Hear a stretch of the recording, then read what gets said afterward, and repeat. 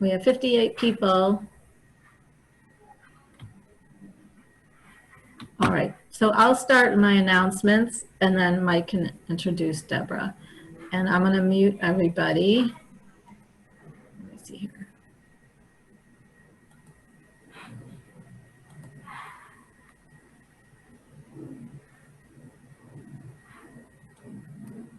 Okay, welcome to the Jewish Genealogical Society of Illinois. It's time for our monthly meeting. We're glad you're here. We have a couple of announcements and then we'll introduce our speaker. There will be a handout. You don't have to look at it during the PowerPoint presentation. You can download it and look at it later for all your references. And we will post it again soon when more people get here. I just want to remind everyone that our membership year started July 1st. And it's $25. And you have access to all our prior videos that we've recorded and all our prior handouts. And we welcome you to join. We welcome you to renew. If you haven't renewed, please remember to renew, or you'll get to chat with one of us soon so we can remind you one-on-one. But we hope you'll renew. And we welcome members. We have over 300 members. And I do want to mention that we have a survey for members. If you haven't filled out the survey, we welcome you to fill it out. If you have speaker recommendations or things you want to do to volunteer or topics you want to address, we just have very few questions. And if you can't find your old e-news for that link and you need it, just let me know and I'll be happy to send it.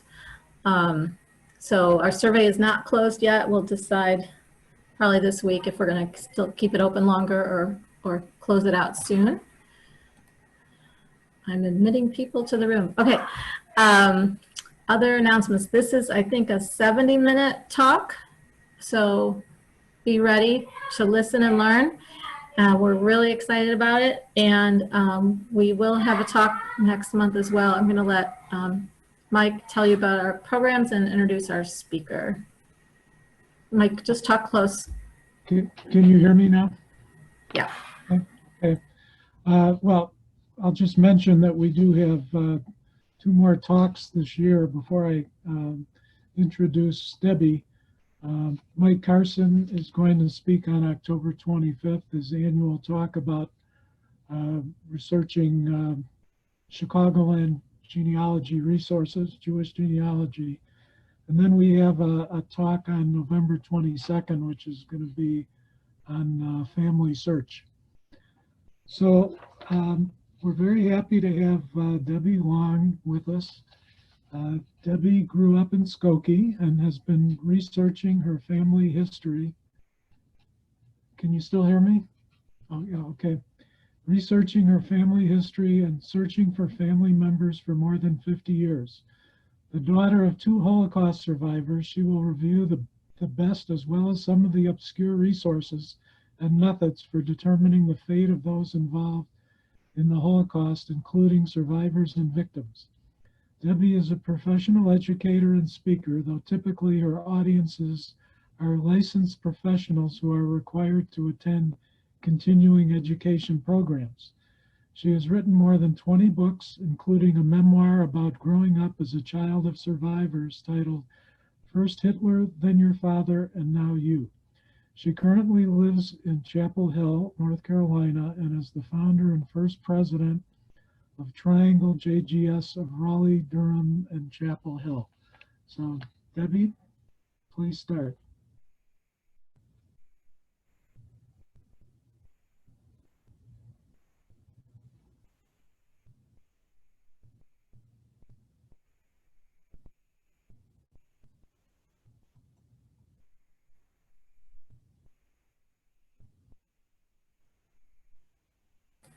Debbie, you have to unmute. We can't hear you yet.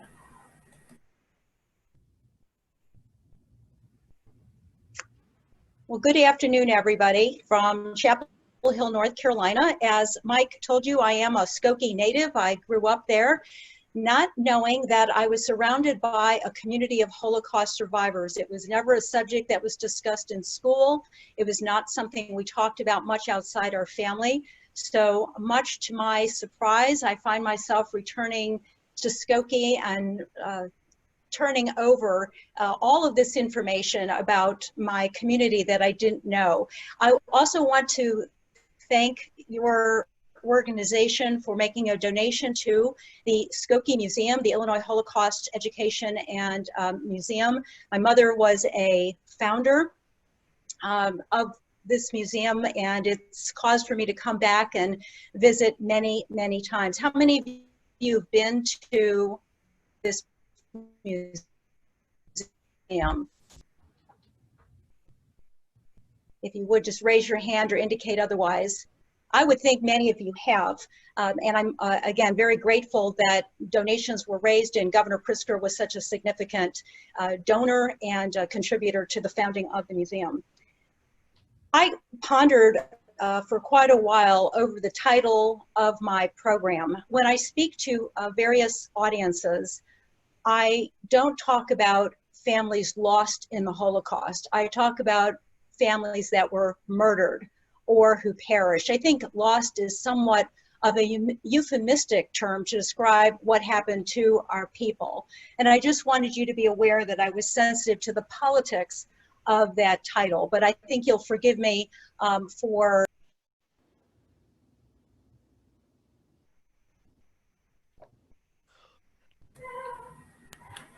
okay. Are there problems with the muting? That was my mistake. I'm really sorry. Okay, everybody can hear me then? Yes. Okay. As I was saying, I think it might be an appropriate title since many of us who are interested in this talk truly are looking for family members who died in the Holocaust. When I meet American Jews and tell them a little bit about my background, they might say to me, well, I'm Jewish, but my family was here before the war. I didn't lose anybody. And I'm thinking, well, that's just because you don't know. There aren't too many Jewish people I know who really had families that escaped from the Holocaust, even those families that came here before the war. Would you raise your hand and let me know if you have family members who perished in the Holocaust?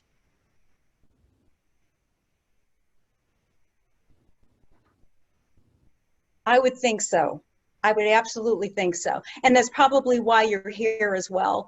And as was suggested by Mike, what I'm going to be doing is going over not only the fairly well-known resources for doing this kind of research, but I'm also going to be going over some of the more obscure resources as well. This talk is about 70 minutes, but that doesn't include your questions. So if you will put them in the chat, and Debbie and Mike and some of the other facilitators will save them up for me, I'll be happy to respond to them at the end of the program. You might hear me use the term Shoah, and for those of you who are not familiar with Hebrew, and I certainly am not, Shoah is the Hebrew word meaning catastrophe or catastrophic destruction of European Jewry during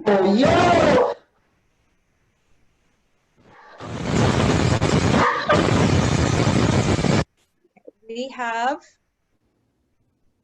an interruption. I take it. Mike, are we okay? There is a black box that's okay. We've been hacked. Quite possibly.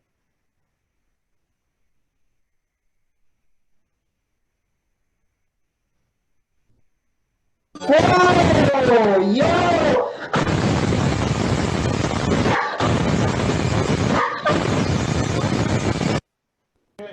Whoa, yo! Get rid of George. Yep. somebody just did. Okay. Was he expelled from the meeting? Somebody, he's out now. I don't know. I tried. I didn't think that I got him though, because he continued for a moment. Okay. Unfortunately, this is what happens when a meeting has a public, there's some public here and see me now. Yes, I can hear you, Debbie. Okay. And would you nod your head if you're on screen and let me know that you can hear me and see me? Okay. Very sorry about that interruption. There's something about the topic of the internet that brings out some of the worst trolls who are out there. Okay. I'm sometimes asked by colleagues and friends and acquaintances, why do I spend so much time doing the kind of research that we do? And I think the best answer that I can give is actually one that I borrowed from Arthur Kurzweil, who's a very well-known Jewish genealogist. He wrote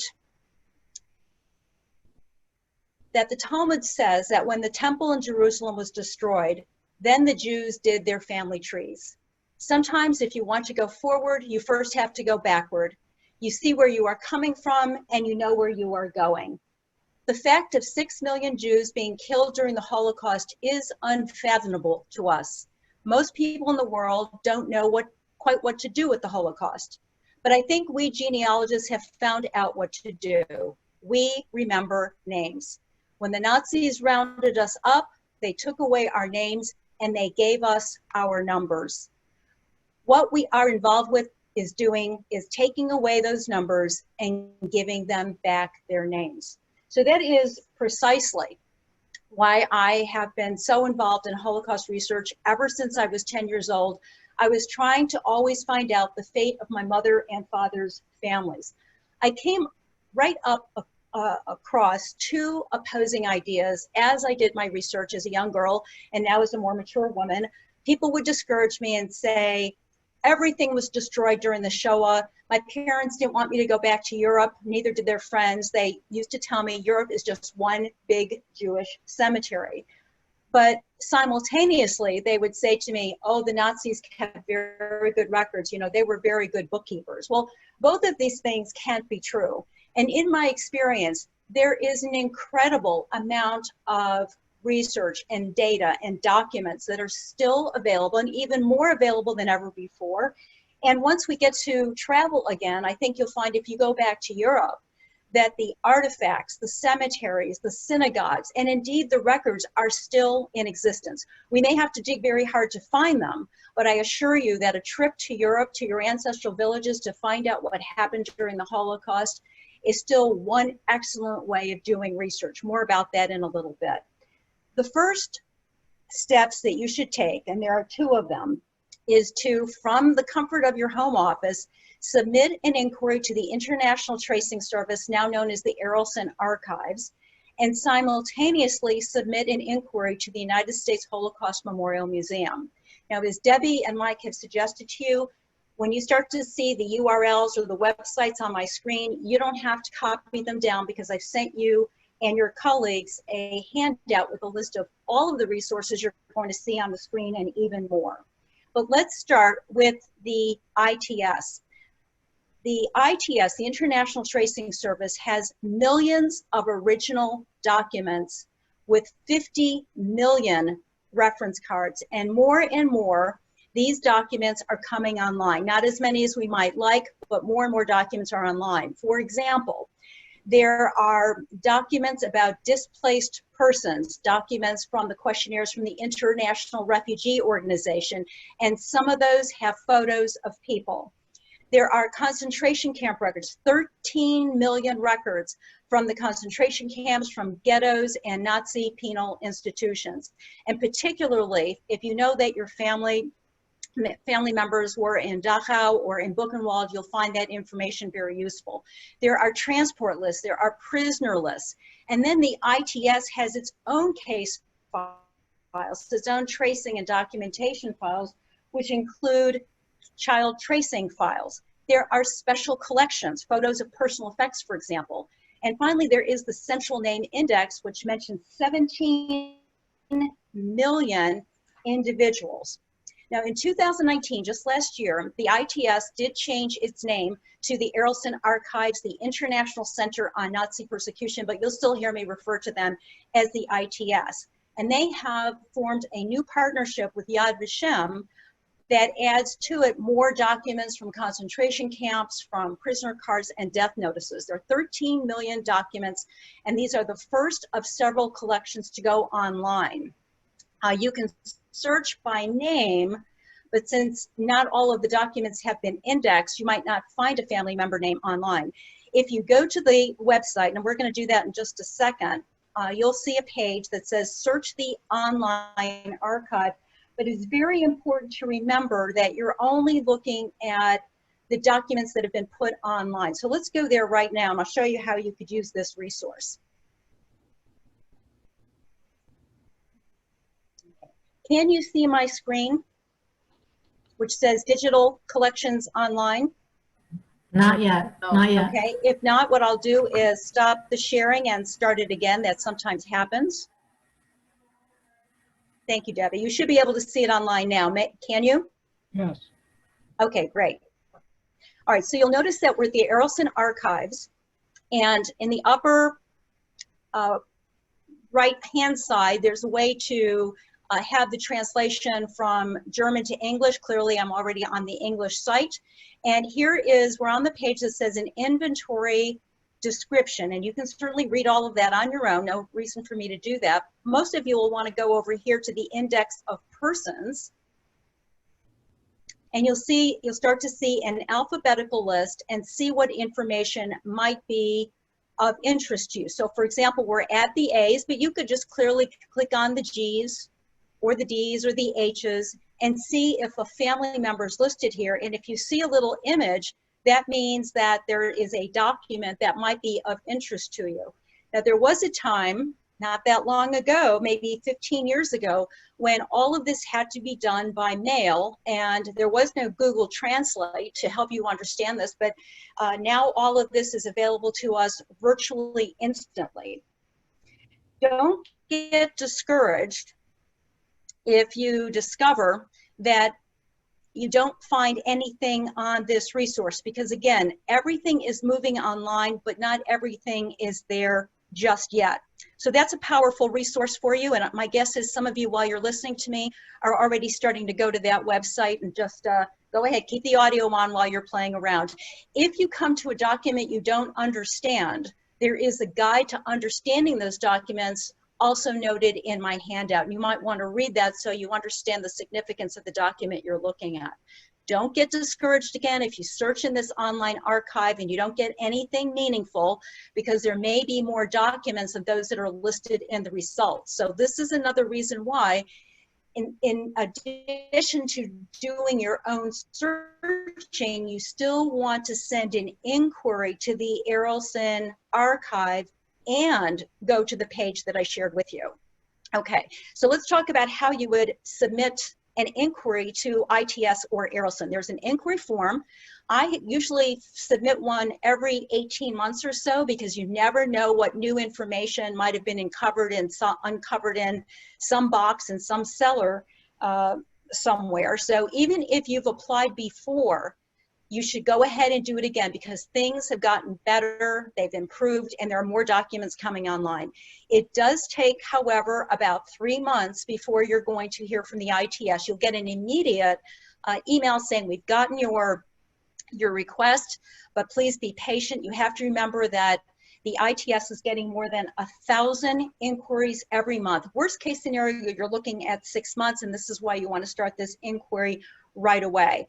It is absolutely free to go through the ITS. So let's take a quick look at what you might find on the ITS website. I'm going to go ahead and stop sharing for just a second and then switch over to this website. Here we go. All right, so if you click on the link that I provided in the handout, and again, Debbie and Mike, if you're just joining us, Debbie and Mike are going to repost that handout for you. You come to a very clearly worded page that says submit your inquiry.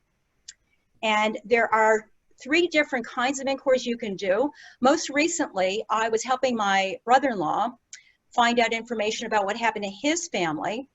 And I wanted to know about his town. What happened to the Jews in his town of Dobromil, which was on the Polish-Ukrainian border, now is in the Ukraine.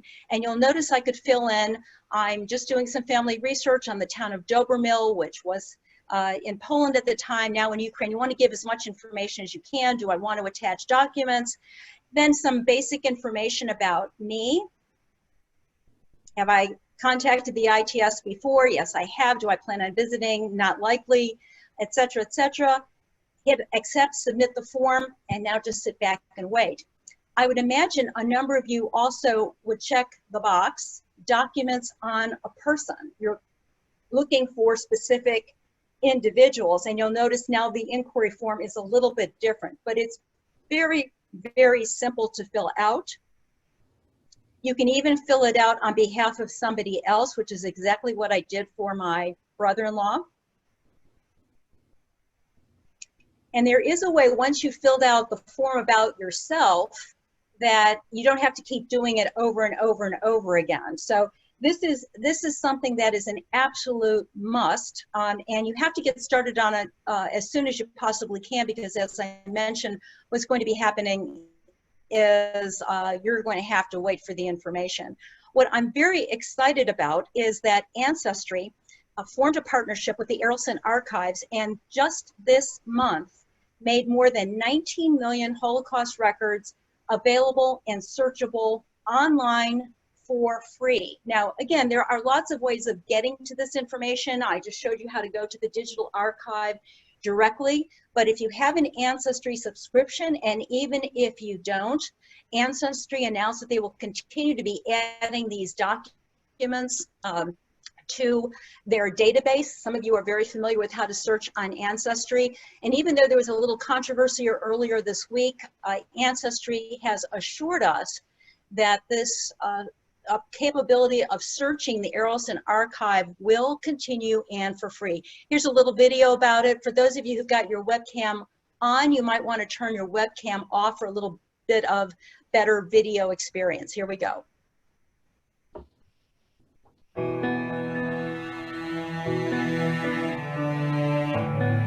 For many, many people who disappeared, who were killed by the Nazis, there is nothing.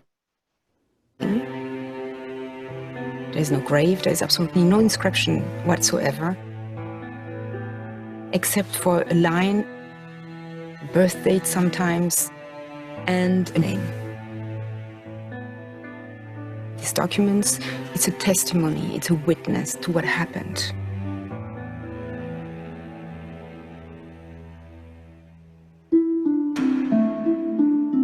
The Arleston Archives hold 30 million documents. It's the largest worldwide archive on the persecution by the Nazis and on the survivors after the war.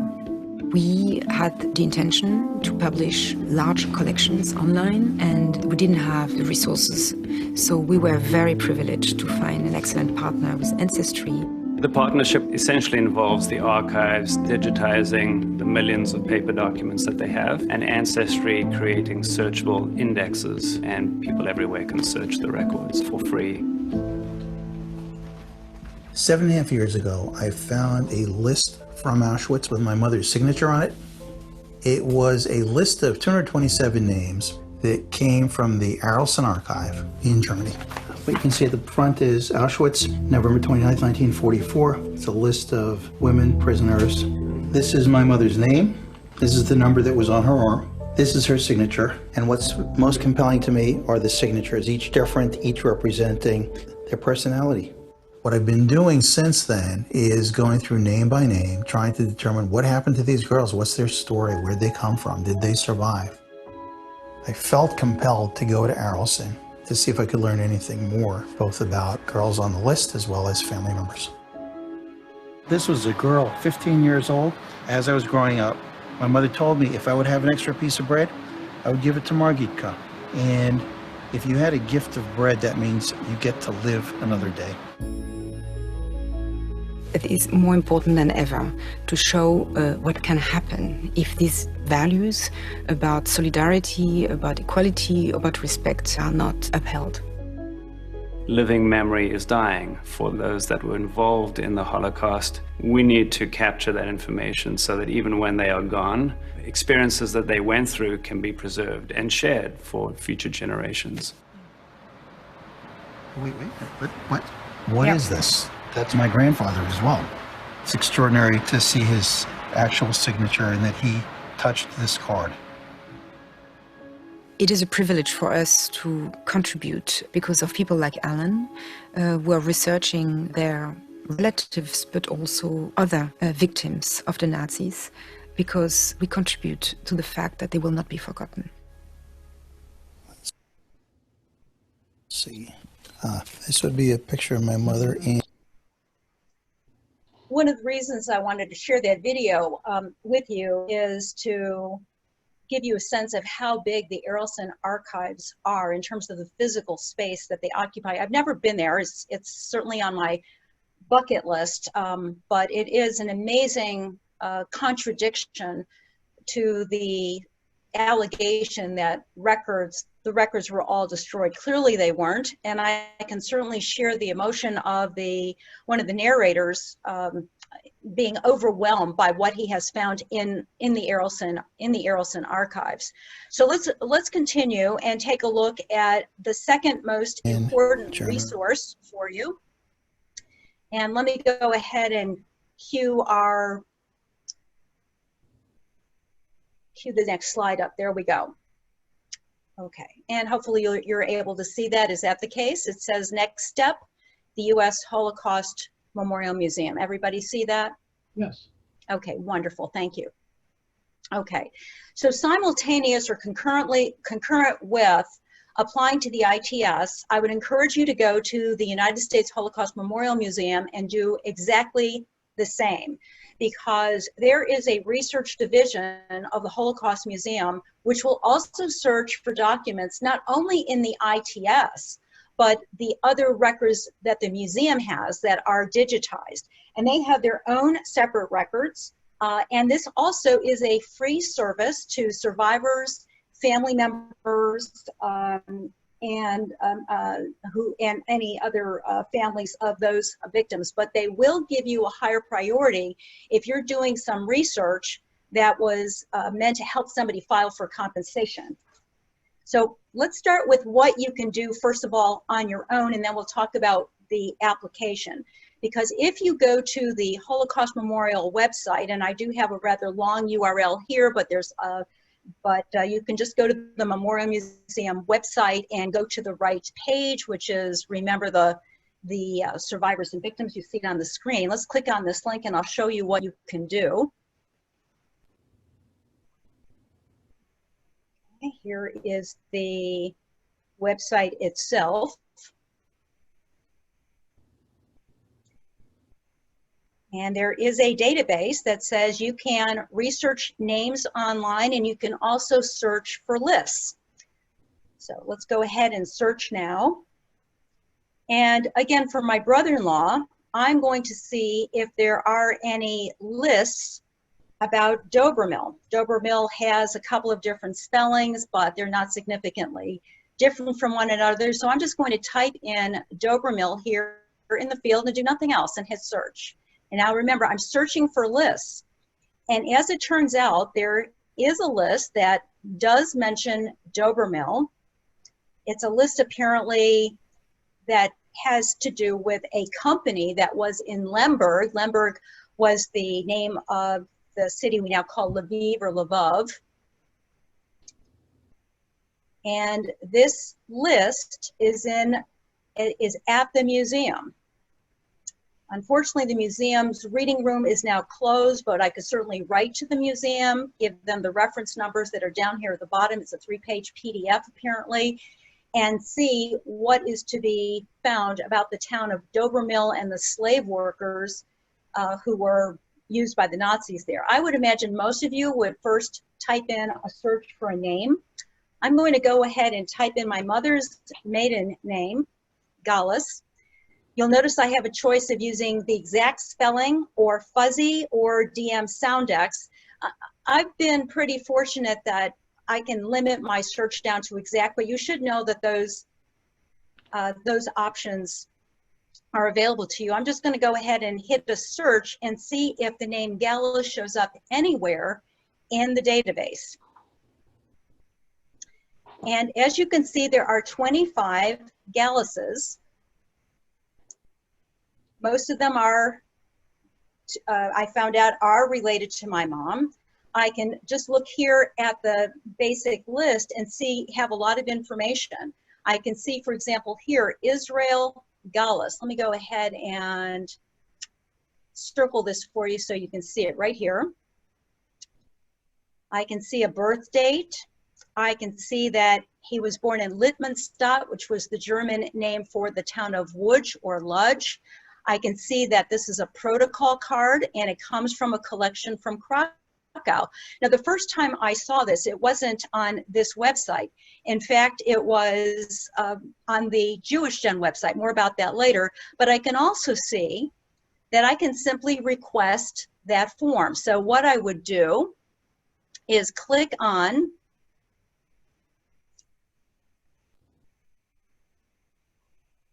Document Request Form, fill out this information. Again, very simple. They're basically just asking me what's my name, what's my email address.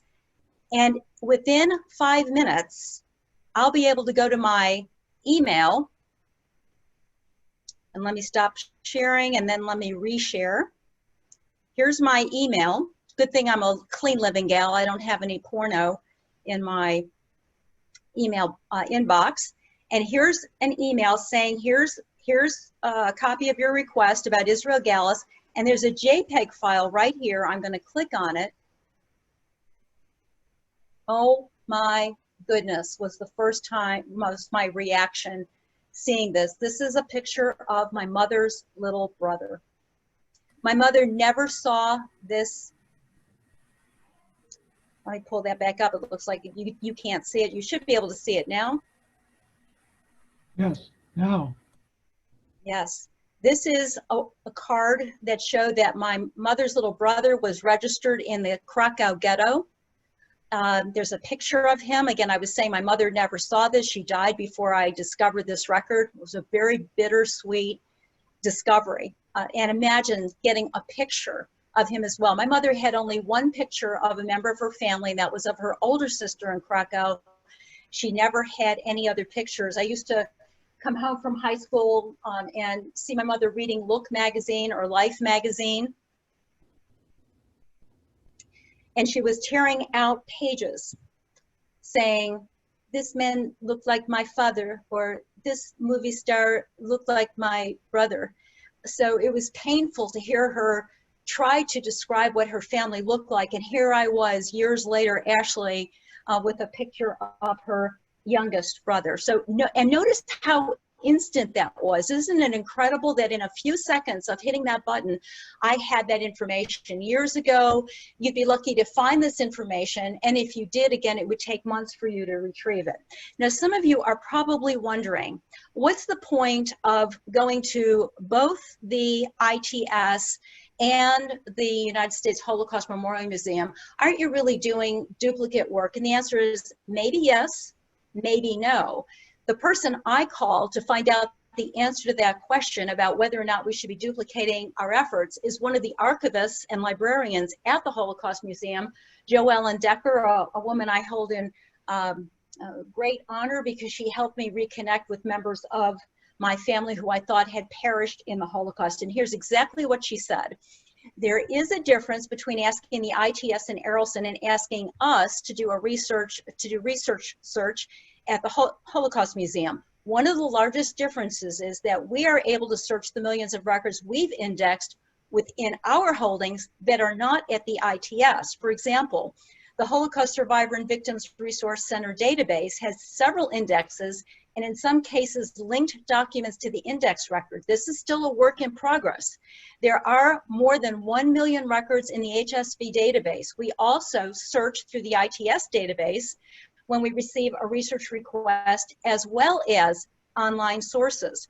If someone asks ITS and us, we get a duplicate report, and then we only check our other resources. But of course, sometimes the reports are behind, and we do the same search on the ITS collections again. But that's not really a problem for us. We're happy to work on them. There's a radio button on our online form that patrons can click yes or no that asks, have you submitted to the ITS before? Typically, we search all the resources at our disposal in order to find additional information about individuals. So again, we hear it from one of the researchers, you're not troubling them, go to the Holocaust Museum website and apply to their database as well, and then just take care of your other research while you're waiting for responses. And I can promise you it is well worth the wait. Let me show you some of the things that I was able to acquire from both the ITS and from the Holocaust Memorial Museum. This is from the ITS. It is a card on my father. It's actually an outside of an envelope about my father, and you can already start to see some important information here that I can glean for further research. KL means concentration camp. It's concentration camp logger. This is a tracing and document file. This has his date of birth, the town of his birth, and his prisoner number. So he was from the town of Újpest, which is a suburb of Budapest, just one town north. Let's take a look at another document. I believe this next one is the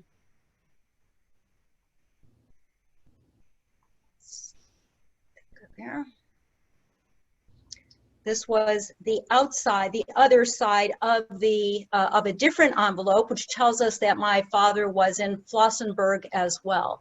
My father was 18 years old when he was deported from Hungary in 1943. He didn't suffer some of the same deprivation of being in a ghetto like my mother did, but his experience was horrendous as well. He was deported as a transport of slaves to work in Bor, Yugoslavia. He worked for, he didn't know this, but I found out he was working for the Siemens company, digging out copper. In 44, he was put on a death march toward Flossenburg, and he was in Buchenwald as well, and wound up in Mittelbau, where he was sent to the Belka Kaserne. More about that in a little bit, but these documents helped me put all of that information together.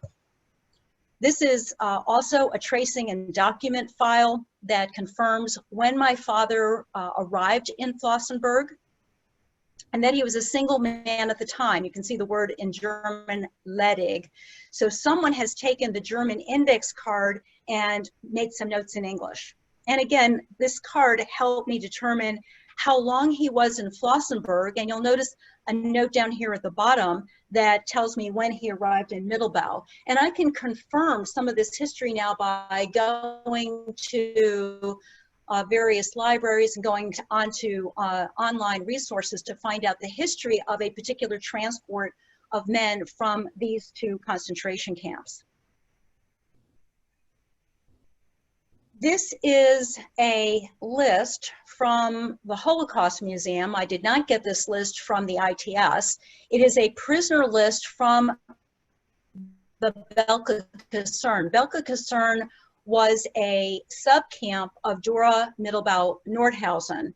It was a place where 1,500 prisoners were left for dead. The Allies were already bombing Dora Nordhausen, and the German guards had fled to the safety of the tunnels where the men, the slaves, were putting together the V-2 rockets. And my father apparently was one of these extremely sick men that was removed, sent to the Belka Kaserne, Belka barracks essentially, and were left for dead. My father's name appears near the top of this second page. Monk Tibor, with his number and his birth date and his nationality, UJ, which is Hungarian. The Belka Kaserne is one of those little footnotes in Holocaust history. Most people don't know about the Belka Kaserne unless you've read the book Moonglow, about the rocket scientist Wernher von Braun, who was at Mittelbau at Dora Nordhausen and using slaves to build those rockets. When the American Airlines landed, they stumbled across the Belka Kaserne. Here's a picture of an American soldier who's looking at bodies. They thought these men were all dead until one of them said the skeletons started to move. And one of those skeletons was my father. Now, back in the day, a couple of years ago, when the museum was sending documents, they would also accompany those documents with these rather elaborate letters of explanation. And now I don't believe the museum does this anymore. They send you links to information about the files they are sending to you. They also have done some analysis of the slides, telling me whether they're certain they found a file about my father, or as you can see in the right-hand documents, they're saying, we're not really sure this is your dad, but we're including this in the documentation anyway. The ITS sent me a set of cards they had on my mother. I might have known my mother since she lived in Skokie for, I think 40 years, first on Howard Street and then on Knox Avenue. And she adopted my father's name, of course, when they got married. They naturalized the name to Munn, so I grew up as Debbie Munn. And then my mother later remarried a man by the name of Brenner, so you might have known my mother as Felicia Brenner. But this is a card based on her when she was single. And it tells me, if I didn't know who my mother's parents were, a birth date, a birthplace. You can see where it says next of kin, Abram and Hinda Ni Dobrzinska. So my name is Deborah Hinda. My grandmother was Hinda Dvoira. So you can clearly see I was named after her. It tells me where my mother was after the war and that she was in a DP camp called Zalsheim, probably around 1946. Here's another card, and this one's very interesting to me as well because you can see the date on it is 1970. This is a card that tells me my mother was searching for her family and sent for information to some resource. It does tell me that my mother's parents' names, again, her address in Skokie at the time, and she's trying to find information about 2 of her brothers. She came from a family of 7. She thought she was the sole survivor. So here she's giving some information about her brother Chaim and Fischel, looking for her brooder, her brothers. There's also, again, a set of cards on my mother that gives me more historical information and more work to do because everything here tells a story that requires more digging in. This was an interesting document from the Holocaust Museum. The ITS did provide this to me. This is a list of people in the hospital after the war. And there's my mother, Fega, as she was known, Feiga Gallus. And it tells me that she, after the war, after liberation, she was taken to the hospital on the 19th of April, 1945, and she stayed there till till the 5th of June, 1945. So she was there for about 6 weeks recovering. And this is consistent with what my mother told me, because when she was liberated from Salzwedel, which was a work camp, she was so ill that the American liberators immediately put her on a cart and sent her to the local hospital. She said she remembers vaguely that when she was, I guess she was semi-comatose, she looked up into the eyes of the American liberator, and he was a black man, and she had never seen a black man before, and she assumed that she had died and that she was looking into the eyes of God. I checked this story out with my neighbor here in Chapel Hill, who is retired military, and he said, if your mother saw a black soldier and some kind of a transport vehicle, he was the Jeep driver, because that's typically what African Americans in the service did. It looks like my mother incurred a bill of $218, or I guess not dollars, but Reichmarks, I assume. I don't know whoever paid that bill, but it certainly wasn't my mother. Okay, so other cards, again, from the Holocaust Museum. These are cards that from the Allied Expeditionary Forces. They're trying to gather information on the DPs and just kind of try to keep some record of them. And there's an interesting story that is being told to me through these cards as well. Again, certainly great family tree stuff. My grandfather's name was Abram Michal Galas, my grandmother again, Hinda Dobrzinski. It tells me my mother was trying to get to Palestine. And of course, these are cards filled out by the British. And I have to tell you that the British were incredibly mean, and that is a euphemism for what they really were, incredibly mean to the Jews, not letting them really get out of the camps, keeping them in DP camps where they were mixing with the Nazi guards, the former Nazi guards. And here the Germans are, rather the British, are going to deny my mother passage to Palestine. It tells me that she was speaking Polish and German, and I can see my mother's signature here. She was in Auschwitz. She lives in Frankfurt, it says on the bottom of the card. Here's another card. My mother says, okay, I can't get to Palestine. How about letting me get to Australia, one of the British-controlled territories? My mother tried to get to Canada, to Britain, to Palestine, to Australia. None of these countries would accept her, and that's one of the reasons she wound up in the United States. You see, she's trying to get into New York here, and now it says she speaks Polish, Hungarian, and German, and that's because she's met my dad, and she is learning Hungarian at this time. To a very generous world, 20,000 refugees to come to the United States.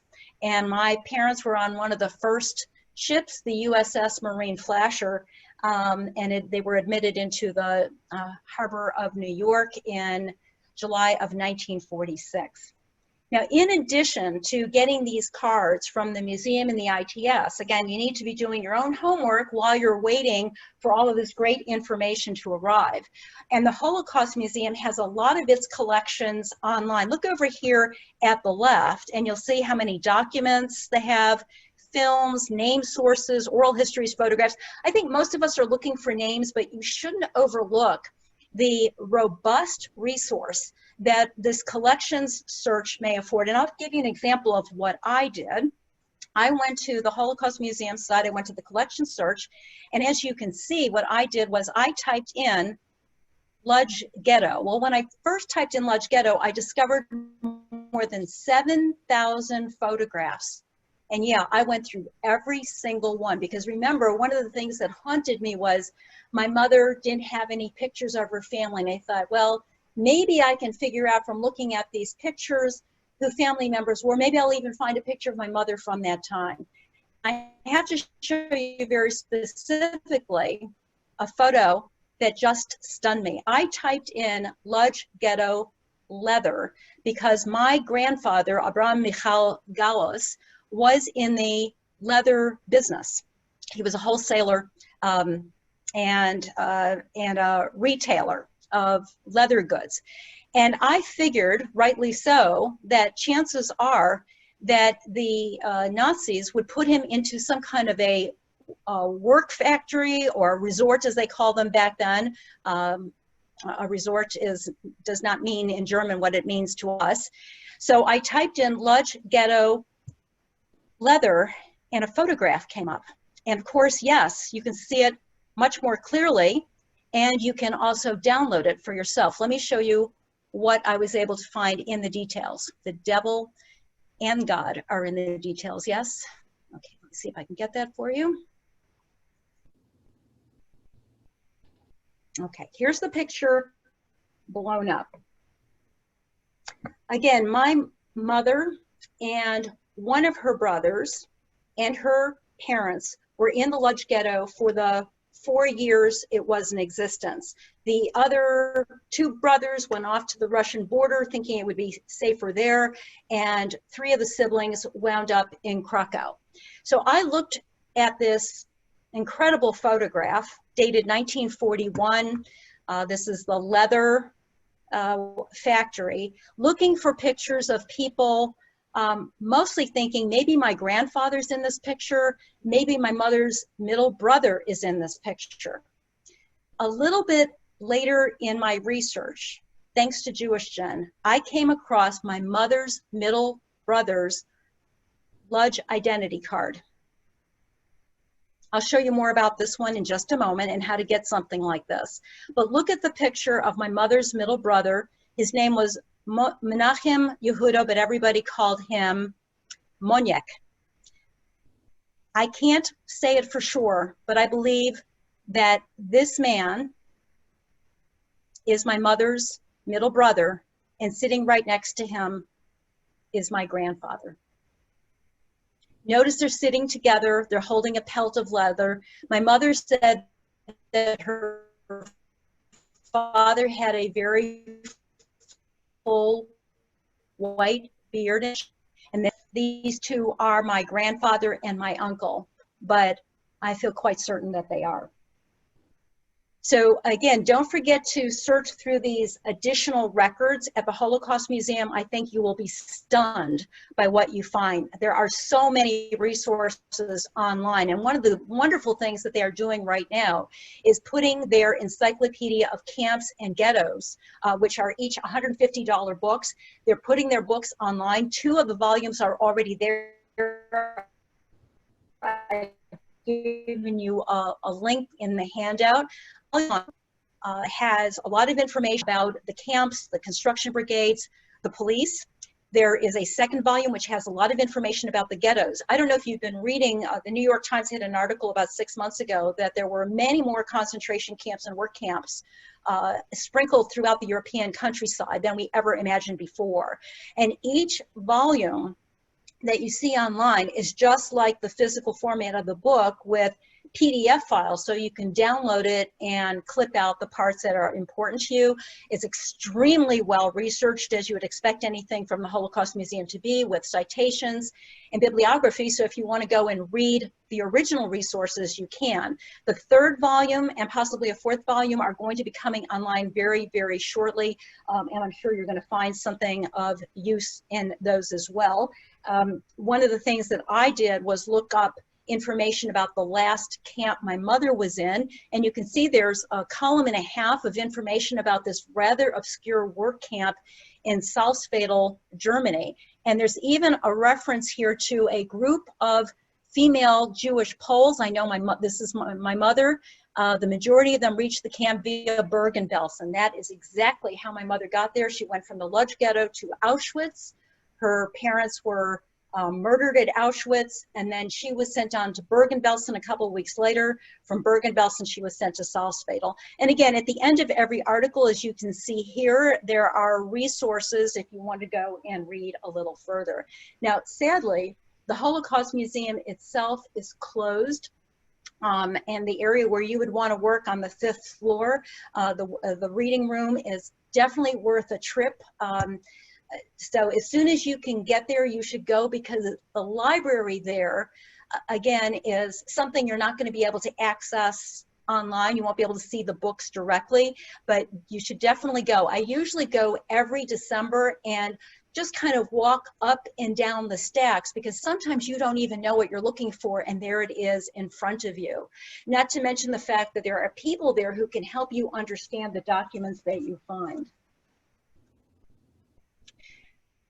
The next step, after you contacted the Arleston Archives and the Holocaust Museum, is to send in an application to the International Red Cross, which has files on 400,000 people who were in World War II concentration camps. They actually have a separate section of the IRC that is devoted to tracing World War II victims. And you can actually get direct help here in the United States by simply calling a local Red Cross chapter, and a caseworker will help you fill out a tracing form, which then goes to Baltimore. The Red Cross then starts a search, talking to Red Cross overseas, as well as Magen David Adom in Israel. So they do a lot of the searching for you. Now, I've had good and bad experiences. I started contacting the Red Cross before there was an Arleston archive back in the early 1960s, when I was in I was about 10 years old back then. And we never got an answer, or you get an answer. Of course, this is all done by postal mail saying we're working on it, and then there'd never be an answer. But now that everything's online, what I've discovered is the International Red Cross has gotten a lot better about responding. And let me give you an example of what I received in a relatively short period of time. Again, a lot of these complex searches take a long time to complete, but they are free, so get started on it right away. I had a lead back in February 2010 that one of my mother's first cousins may have survived the war. And when I got that lead, I contacted my local Red Cross right here, filled out the form, and 2 months later, just 2 months later, I received 2 documents. The caseworker, it's kind of interesting, the caseworker actually came to my door because sometimes when they bring information like this, they're afraid people are going to faint. And you know, that didn't happen to me, but they did bring over, the caseworker brought over 2 documents that said that my mother's cousin was alive and living in Israel in 1964. I always swore that I would either prove or disprove my mother's contention that she was the sole survivor of her family. She couldn't remember the names of all of the cousins she had. She just said they numbered in the dozens. So I knew that, yes, 6 million Jewish people died in World War II, but my mom came from a very large family. Jews back in Lodz had 10 to 13 children. Certainly somebody must have survived from my grandfather and grandmother's side. So here was some evidence that somebody survived, and here are the documents that I received. Apparently this cousin, whose name was Sipora, or Sipora, was born Gaulis. She married somebody by the name of Rubenstein, but now goes by the name of Raphaeli. She was born in my grandfather's ancestral village in Yezhov. So I got a lot of information from this first document. I know that Sipra's first husband was Mental Rubenstein, now married to Mordecai Raphaeli. I know when my cousin was born, where she was born, where she was arrested, which I think means where she was deported, so I can look on a map and see how close she might have lived to my mother's family. I know she made it to Haifa because in 1950 she married her second husband, didn't know what happened to the first. I know a little bit about how she managed to survive from this document and where she went after the war. She went to a town in Poland near the German border. I think that's where Sheshin is. And then how she tried to get to Palestine and how she was stopped by the British in Cyprus and had to be detained there for several months. And I also had an address. In 1950, my mother's first cousin was living in it's not really a kibbutz, it's more of a moshav. It was called Kfar Hasidim near Haifa. So I had a location. And of course, with that, I had a lot of phone calls I was starting to do. The second document told me something very tragic. Apparently, Sephora and her first husband and her son had run off to the Russian border. They were trapped behind the Russian border after the Nazis became enemies of the Russians. And they wound up with thousands of other Jewish people stuck in Siberia. And that's where her first husband died. She was, Sephora must have been desperate. She put her son on a train and he became one of the children of Tehran. These were children who arrived in Israel in the end of 1943, starved, illiterate, unable to cope for themselves. And this is, again, one of those other little tragic footnotes about the Holocaust I would have never known about had I not received this letter. Sadly, her son grew up without her. The mother is still in the Tashkent area. The son is growing up as an orphan. When he's 16, he learns to drive a Jeep. He joins the Palmach, and he dies in a battle of Gush Etzion a few months before the state of Israel is created. So by the time Sephora gets to Israel, she's lost her husband and she's lost her son. Very few of these stories are going to have happy endings, are they? After you write to the International Red Cross, it's time to go to the Yad Vashem website. And there you will find the central database of Shoah victims' names. Now this particular resource has gone through major revision. So if you haven't gone to the Yad Vashem website in some time, it's time to go back. And you'll notice that there you can actually read this website in a variety of languages, not only English, but Hebrew, Russian, German. And what you're going to do is put in the name of a family member. So what I did was, tell me anything you've got on people by the last name of Galus from Lodge. And again, what you can see is a rather long list of documents. And what these documents can be very different. Sometimes we're looking at a name appearing on a list, or sometimes it's a page of testimony, or a POT as it's sometimes called, and sometimes it's a personal card file. Again, all of these people, it turned out, were related to me, and I can see that my grandfather's here, Avram Michael. So when you click on these various resources, here's what you might find. I clicked on the one for my grandmother, and the first thing that leaps out at me is my mother's very distinctive handwriting. She's placed a card with Yad Vashem back in the, I think this was in the 1960s, telling the world how her mother died. And I have a date. August 8th, 1944 was the date that my grandmother was sent to the gas chamber. It even says so right here, my mother's handwriting, put in the gas chamber, Oświęcim, which was the name of the town in Polish. And it gives me my mother's, the person who's reporting this information, and her address. And she writes, it's a little misspelled, but I can forgive her for that, that she was, she is the daughter who's writing in this information. What is even, which is certainly as interesting with these pages of testimony, is what you can do by manipulating the data. And this time, when I go to this website, I'm going to type in the name Kramer. So I'm going to go ahead and stop and reshare my screen. Did you know a woman in high school whose name was? Okay. Right? And now you should be able to, in a few seconds, see the Yad Vashem website, although it's very slow to fill in. So is somebody asking a question? Okay, I'm going to type in my brother-in-law's last name, Kramer. And you'll see, and I also put in his town because Kramer is a very common name, so I wanted to start with a fairly narrow search. Again, his family comes from Dobromil, and I can see there are 7 results for records and documents. So let's go ahead and just click on one here.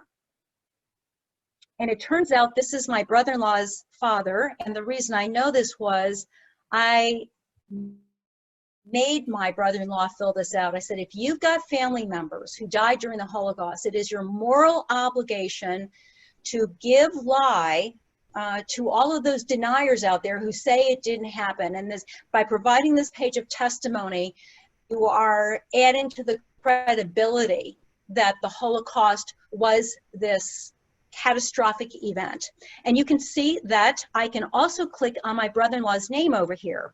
And why you would want to do that is to see, well, if Marty submitted the information about his father, let's see who else he might have submitted information about, and start to maybe put together a profile of how all of these people on the screen are related. It looks like the system is a little slow. I've got a lot of windows open up, but that is something I would also encourage you to do. Click on the name of the submitter and see if you can see a pattern and put together a family tree by using that information. Let's go back to the PowerPoint now. On the Yad Vashem website that will help you understand a little bit more about the documents you are looking at. And let me also suggest, when this terrible pandemic is over, if you haven't been to Israel, and even if you have, it's time to go to visit Yad Vashem, because much of what Yad Vashem has is not online and requires that geographic proximity to really appreciate. For example, I now have the names of a lot of the ancestral villages of my family.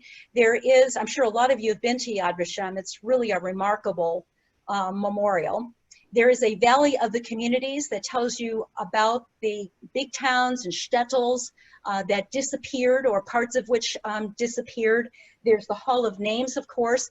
And what a lot of the survivors did, like my mother, was to place a tombstone in the I think it's called the Hall of Memories. And I knew that this stone existed, but until I got to it, I didn't have a list of everybody's name. This stone that my mother created actually helped me remember my mother's other sisters and brothers.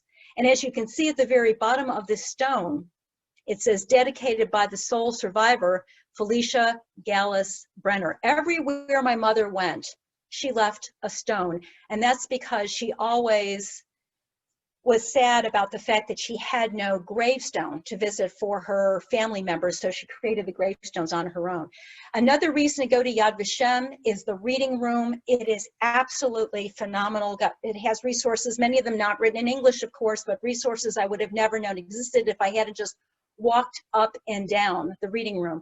I know a lot of people go directly to the museum, but I spent 3 days in the reading room and only spent a day, maybe half a day at the museum, because the reading room had what I wanted. I was really surprised to find this rather antiquated computer there for researchers to use. And apparently there were some Shoah testimonies, some of them that were visual, but most of them were handwritten stories that had been placed by the survivors who went to Israel. And it was kind of the end of my day there, and I thought, okay, I'm just going to type in the town of Yezhov, where Sipra was from, where my grandfather was from, and see if anybody has a testimony about Yezhov. And I could not believe it, but Sipra herself had written a 10-page document in Polish about what had happened to her, her first husband, and to her son. I couldn't believe I found it. It was just pure serendipity. And as you know, that's very important in the work that we do. Your next stop is Jewish Gen. And I don't want anybody to think that I'm shorting Jewish Gen by putting these in the order of most important to least important. I would say Jewish Gen is as important as any of the other resources I've talked to. There is within the Jewish Gen website a database that is devoted to Holocaust resources.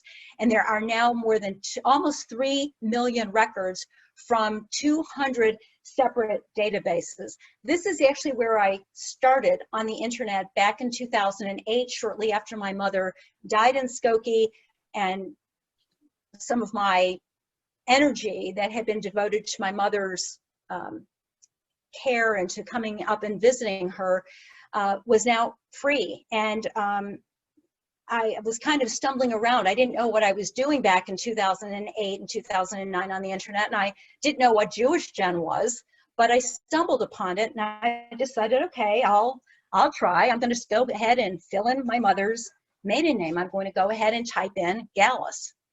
And I was surprised. There were 773 matches for that name. And of course, what I did was go through every single one, because first of all, I didn't know what I was looking for, and I just figured I might stumble into something, and I sure did. Not only did I find my uncle's ghetto identity card, the one for Menachem, not only did I find my mother and her father and her brother on the Lodz ghetto list and their addresses, I came across this one for the Krakow ghetto. And at the time I came across it, I had completely forgotten that my mother had an older sister who was married at the time the war broke out, was living in Krakow, and apparently my mother's youngest brother and second oldest sister went to Krakow when the war broke out and the Germans arrived in Lodz. Apparently, maybe an effort to keep some of the family split up to keep some of them safe. So when I saw these names, Bluma Gallus and Israel Gallus, show up miraculously on the Jewish Gen website, I called my sister, Judy. Some of you may know Judy Kramer. She's involved in a lot of things in the Jewish community up in your neck of the woods. And I said, Judy, can you remember Mom's sisters and brothers' names. She said, yes, there was Bluma Sarah, and then there was Little Srulik. And at the time, I didn't know that Srulik was a nickname for Israel. So, I mean, I was really not very knowledgeable. Israel, Srulik, okay, makes sense. And I said, do you know anything about them being in Krakow? And my sister said, no, I don't think so. I said, well, I'm looking at, I'm not even sure what I'm looking at here, but there's microfilm, there's a reel here that has their name. It turns out that on the Jewish Gen website, the Krakow ghetto up here, that's a hot link. And when I clicked on it, it told me all about the Jewish inhabitants of Krakow. And there was a reference to the Jewish Historical Institute down here. So, wasting no time, I contacted by email the Jewish Historical Institute, and I said, I understand you have this microfilm. Can you send me these 2 files?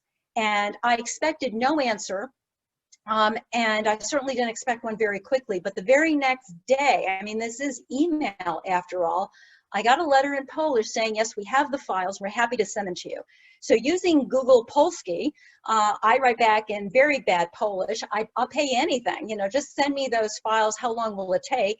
And the very kind respondent said, no problem. We're going to send them to you by email. And by the way, we think there are photographs in those files, no charge. Well, and again, this is all instant. I just can't believe how fast this is coming at me.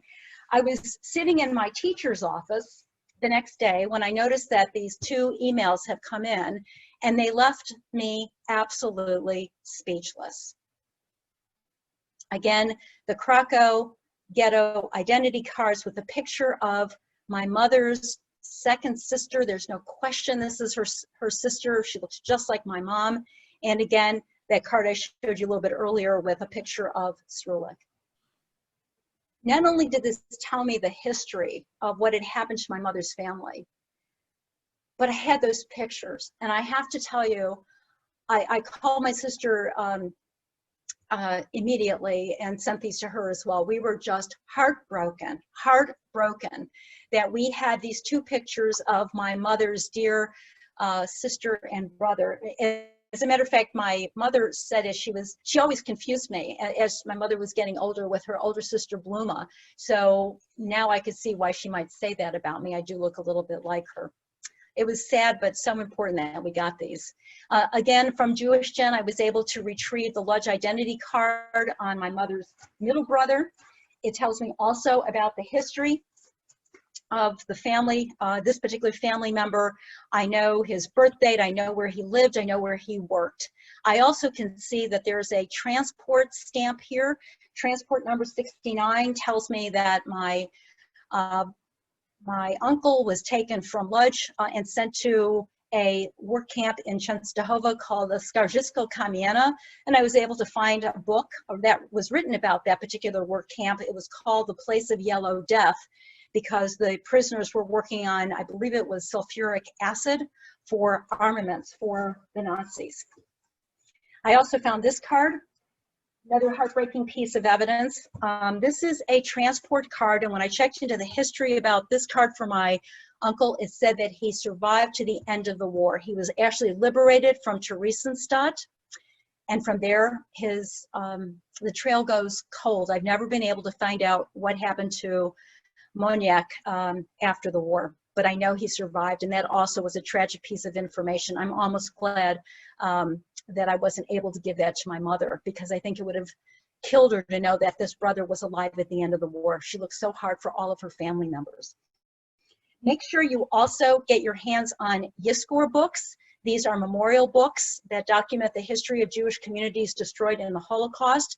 They were privately published and compiled by the people who survived the war, and they wrote essays, included photographs, and most of these books have a necrology, a list of the people who perished from these towns.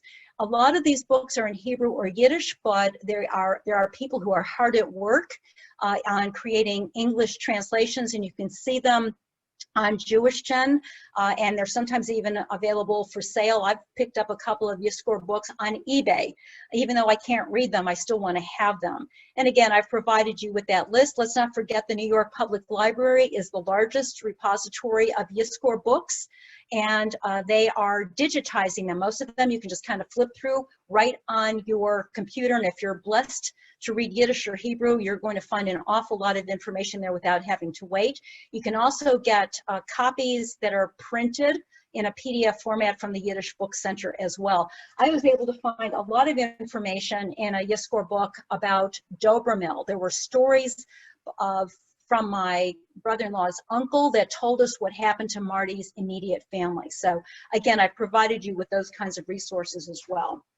One of the most meaningful resources you can go to is the University of Southern California Shoah Foundation, often called the Spielberg Foundation, which has more than 52,000 video testimonies of Holocaust survivors. If you have survivors' chances in the Chicago community, chances are they were asked for permission to videotape them. I was very fortunate that my mother's testimony was recorded. And while I can't show it to you today, I do want to show you how to use it. So again, I'm going to stop sharing for just a second, and I am going to go to that particular resource. The resource is a little wonky today, but I'm on the website. You do have to register and get a password. But once you're in, you can see over here on the left, there's a box you click, and take a look at everything, of course, but there are 51,000 testimonies. And let's say that no one from your family was recorded, but it's possible that somebody from the same town or somebody who went through the same experience was recorded. So you could type in somebody's name. You could type in Galus and see there are 14 testimonies. And once you go there, you can see my mother. There's Felicia Brenner. You can click on this one and listen to it. But it also tells me it's in English. While there are some other Galus entries, other Galus video testimonies that I won't be able to understand, Polish or Hungarian, for example. Let's go back one screen.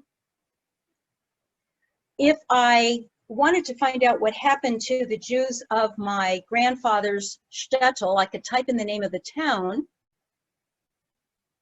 and see that there are 13 testimonies that mention the name of Yezhov. So none of these people, to my knowledge, are related to me, but they had something to do with Yezhov. And so what I would do is I would click on that particular testimony. Let's go to this gentleman's testimony. Okay. And what the foundation has done is they have created an index of everything this person says. And if you scroll down here, you can see the segments. And I could go down until it said Yezhov and just listen to that particular segment. Here's Zhizhny, which is a neighboring town. I might want to listen to this gentleman talk about his experience in Zhizhny. So this is a great way, maybe not necessarily to find information about your family, but it is wonderful information to find out, kind of to flesh out the story that you might be trying to put together of your family member. So I do encourage you to go to the Shoah website.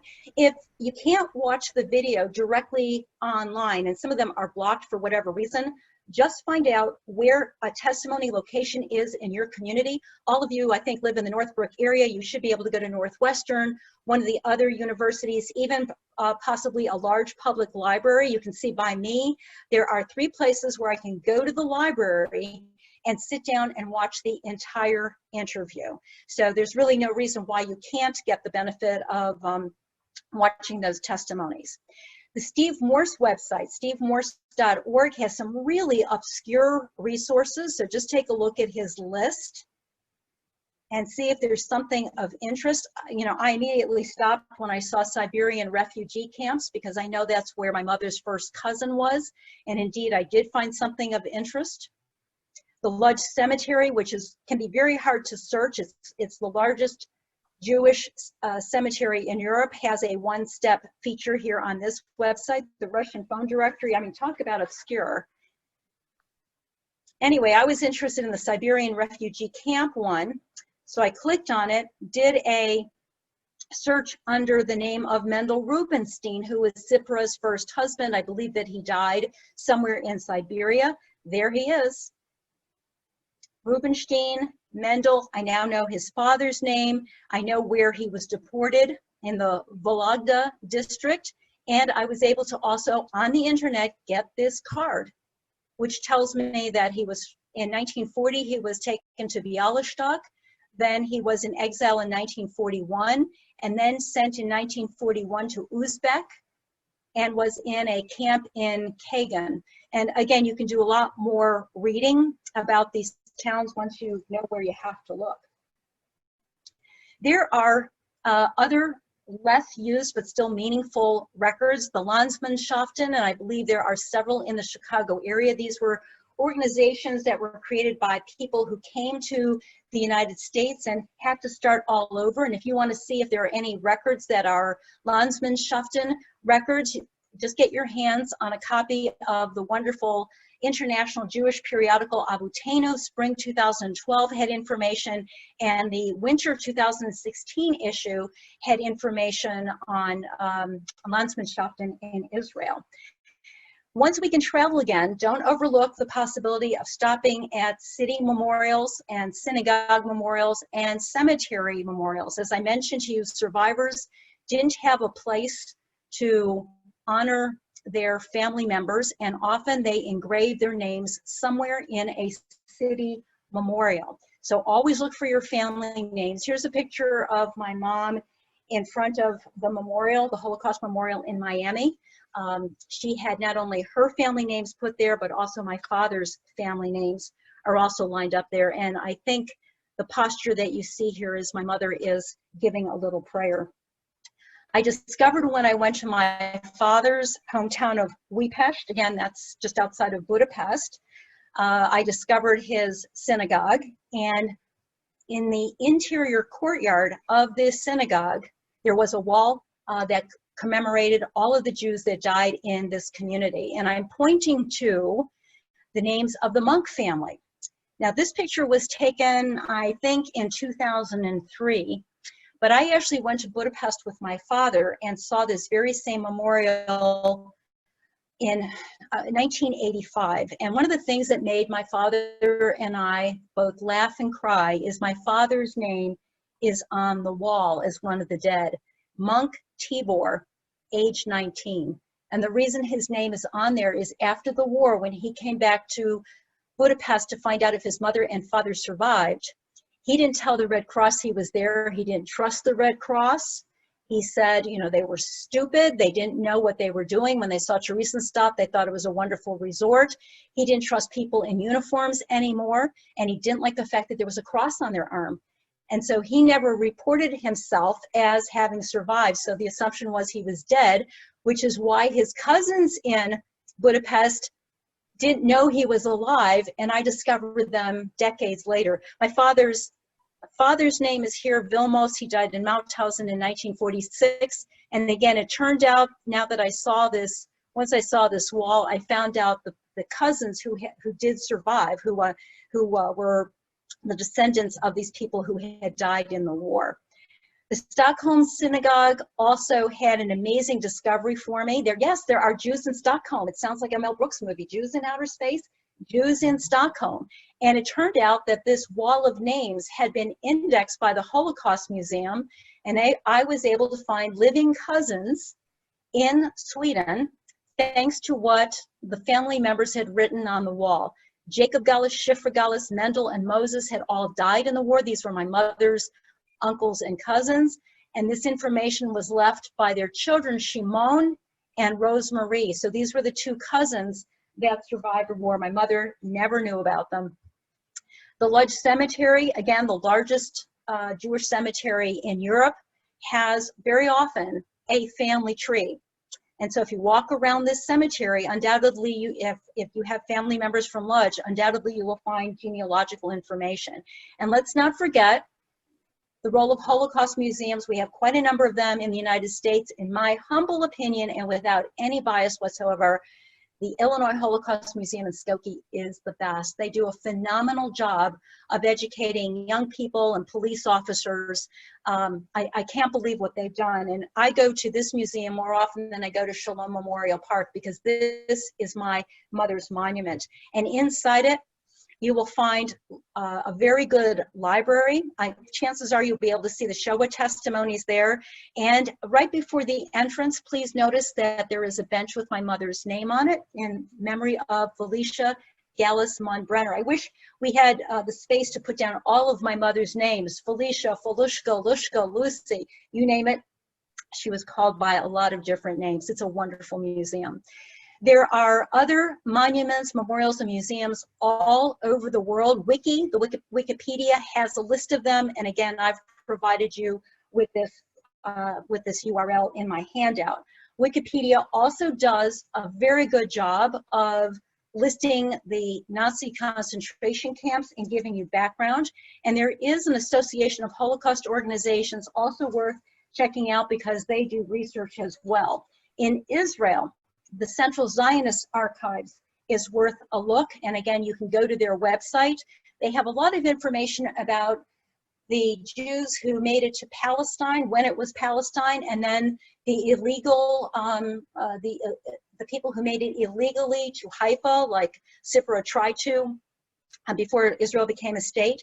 They have a lot of information also about name changes that occurred once people arrived in Israel, and they have a division related to genealogy. Let's not forget the role of Google Books. There are a lot of books you can look up the title of, and Google has already indexed them. And in one particular passage of this book, The Chronicle of the Lodz Ghetto, I found information about my mother's uncle. She said she had an uncle who's a brilliant mathematician who sponsored her when she wanted to go to one of the base Yaakov schools for girls in Israel, rather in Lodz. And there was a passage describing him, and it was just so sad and poignant. Ichik Dobrzinski, age 46, jumped from the 5th floor at 40 Skerska Street and died instantly. They said it was a nervous breakdown. His wife also committed suicide the next day. She jumped from one of the very notorious bridges in Lodz, but the reason that they committed suicide, the conditions in the Lodz ghetto certainly would have compelled somebody to suicide. It was because their children were taken away during the Geshpira, the curfew. It says that on the last line here. The couple's 2 children were taken away during the evacuation in September. HIAS has records worth looking at. The Joint has records. And again, if you are wondering if any of your family wound up in Israel, there is a lady who will do some preliminary research for you. She does do it for a fee, but she's very responsive, and she can check to see if a family name was changed. And then, of course, I gave you a list of all kinds of other places that you can check. We unfortunately don't have the time to take a look at each one. Now, once you start your search and you hit a dead end, what you need to do is create a little publicity for yourself. You can go on Facebook and create a page like I've done, searching for Menachem Yehuda Monya Galus of Lodz. That's a page. You can go to it. You can see kind of what I've been doing. Not much recently because the trail unfortunately has gone cold, but you can see what I have done in that search. And hopefully one day somebody will respond, maybe a second or a third cousin telling me he is the son of the son of the son of. There is an organization called allgenerations.org. You can see a picture here of my mom that they were kind enough to post, and my mother years later with me and my sister. This is for a Mother's Day back in 2006, and this is my mother wearing the coat that an American liberator gave her in 1945. All Generations produces an email bulletin which they send out for free, and this is where you can say, does anybody know what happened to Rubenstein of Tashkent? And you can put that information in the newsletter and get it distributed very widely. Also, chances are there is a reading of the names in your community. I know we have several of them that go on during Holocaust Month in April. And as you start to accumulate these names, it's good for college students to hear names being read by the survivors, again, to give them not only a sense of reverence and appreciation for the work you've done, but more importantly, so that the names of your family members are not forgotten. Remember that we read in Deuteronomy, only guard yourself and guard your soul carefully, lest you forget the things your eyes saw, and lest these things depart your heart all of the days of your life. And you shall make them known to your children and to your children's children. That is why we do this very important research. As Israeli poet Yehuda Achai said, now 2 generations of forgetting have passed, and the first generation of remembering has arrived. Woe to us that have already arrived at remembering, for memories are the hard shell of an empty heart. In a little while, people will walk through fields and cities with something like nature's lovers' plank guides in hand, and they will call to one another. Here I found it, no mistake. Here are the signs. Here is the characteristic color of the eyes and the hair. Here is the well-known smile. This is the fragrance, and this is its name. This was a friend of a friend. This a woman of long ago.